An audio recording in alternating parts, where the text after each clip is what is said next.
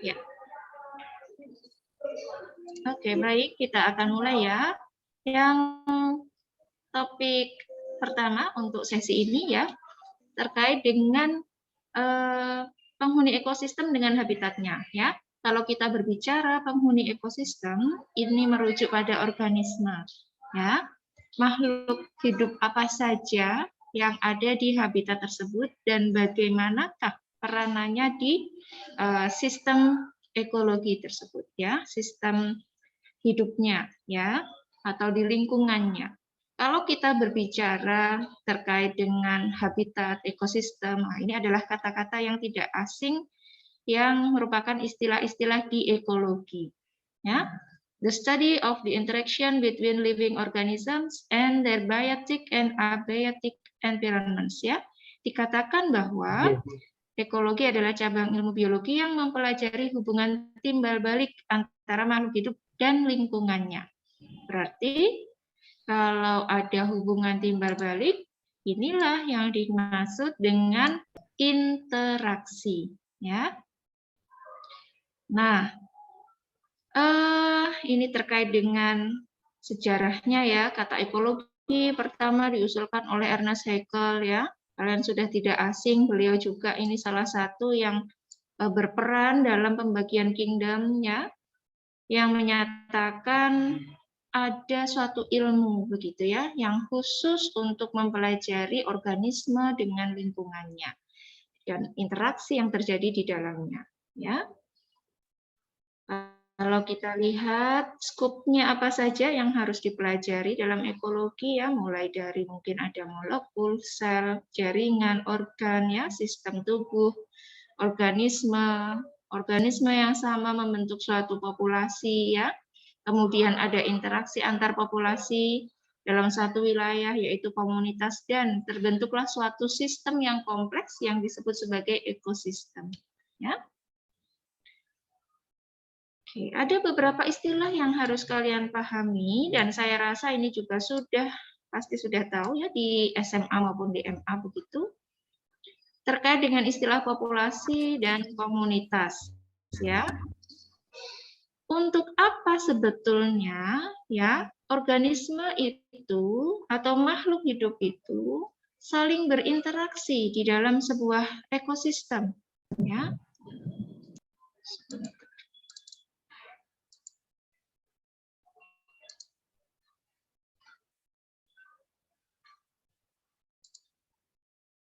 Kalau kita baca di sini ya, dalam upaya menjaga keseimbangan lingkungan dan kebutuhan makhluk hidup, diperlukan adanya interaksi dalam sebuah ekosistem. Sebentar. Jadi yang dimaksud di sini, kita bisa lihat bahwa interaksi di dalam sebuah ekosistem itu penting untuk yang pertama adalah menjaga keseimbangan lingkungan itu sendiri atau menjaga ekosistem itu sendiri, dan yang kedua adalah untuk memenuhi kebutuhan makhluk hidup, ya, memenuhi kebutuhan organisme yang ada di dalam ekosistem. Interaksinya bagaimana? Nah, nanti akan kita bahas. Sebetulnya ada interaksi apa saja, ya, yang terjadi antar organisme, ya. Suatu lingkungan ya ini bisa dikategorikan atau dikarakterisasi berdasarkan faktor biotik dan abiotik. Kita bisa mengelompok. Ada faktor-faktor yang tidak hidup, misalkan ya kimiawi, fisik, geologi, batu-batuan, kemudian juga kualitas udara, ya, kualitas air, kemudian juga perubahan musim, cuaca, tiba-tiba mendung dan sebagainya. Itu adalah interaksi antara faktor-faktor abiotik, ya. Sedangkan faktor biotik adalah faktor yang hidup, yang dapat dikategorisasi ya, dapat dikategorikan ke dalam struktur ekosistem. Seperti apa struktur ekosistem? Oh, berarti ini tuh termasuk ke dalam spesies apa ya? Spesies A, spesies B, atau masuk ke populasi apa ya? Itu yang disebut sebagai biotik, ya. Kalau ada pertanyaan seperti ini, a dead tree is not alive but not considered abiotic. Why? Ya, mengapa pohon yang sudah mati ini tidak dikatakan sebagai faktor abiotik? Ingat lagi di sini adalah dapat dikategorikan ke dalam struktur ekosistem. Ya, kita tahu pohon yang mati tadi karena faktor lingkungan atau mungkin yang lain, ya, itu adalah dulunya adalah spesies begitu. Tapi sudah berubah fungsinya. Kalau pohon yang sudah mati ini kan masih berdiri seperti ini, ya. Kita tahu ini bentuknya masih pohon. Tapi kalau sudah dijadikan barang gunaan tentu itu disebut sebagai benda mati, ya. Atau itu faktor abiotik begitu. Sekarang kita masuk ke kata kunci yang kedua adalah habitat, ya. Dan nanti kita pelajari juga tentang niche, ya.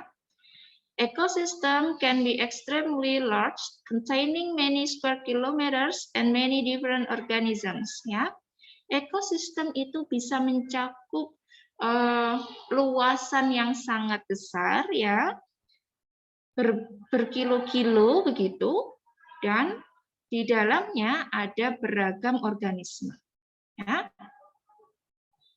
Karena sangat beragam, kita bisa melihat barrier atau istilahnya adalah karakteristik kunci. Ada ekosistem hutan, dia punya ciri-ciri seperti apa. Ada ekosistem yang ada di gurun, ya, dia karakteristiknya seperti apa. Baik itu karakteristik pohonnya atau tanamannya, ya, hewan-hewannya, ya, dan juga mungkin kondisi lingkungannya, ya, suhu dan sebagainya. The organisms in these different environments are different from each other. They have adapted to the conditions in their particular habitat. Ya, hewan-hewan yang ada di situ akan teradaptasi dengan kondisinya. Unta, ya, dia punya cadangan lemak di bagian punuknya. Kemudian hewan lainnya apa? Atau organisme yang lain, kaktus, ya, daunnya sangat kecil begitu, termodifikasi menjadi duri, kemudian lapisan lilin untuk mencegah proses respirasi dan sebagainya, atau menghambat, memperkecil, ya, pengeluaran penguapan atau air begitu. Karena apa? Karena habitatnya adalah di tempat yang sangat kering, ya, di gurun. Seperti itu. Kalau niche itu apa? Niche ini adalah peran dari organisme di ekosistem tersebut, ya. Dia punya peran apa sih, begitu. Atau istilah lainnya, the actions of an organism define its role in the ecosystem. Ya. Tingkah laku atau aksi begitu, ya, dari organisme yang menentukan perannya di ekosistem. Sehingga dia seringkali berburu, ya. Nah, kita katakan dia perannya sebagai predator dan sebaliknya, ya. A niche is more than just the habitat an organism lives in. It is also what that organism does within its habitat.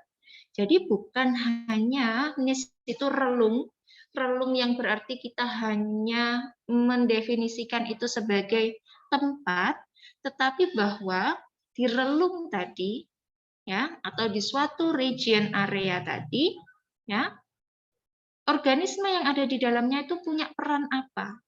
Nah, itu adalah niche, ya. A niche include both the biotic and abiotic factors, ya. Jadi suatu peran dari organisme itu termasuk atau dipengaruhi oleh faktor biotik dan abiotik, ya. All the biotic and abiotic factors taken together define an organism niche. Ya, semua faktor biotik dan abiotik secara bersama-sama akan mendefinisikan peran dari organisme tadi. Ya, biotic factors, contohnya apa? Sumber makanan. Ada sumber makanan melimpah di situ. Nah, ini waktunya beraksi untuk makan. Dia perannya sebagai predator mungkin atau sebagai konsumen tingkat pertama dan sebagainya, ya. Nah, atau juga karena ada predator di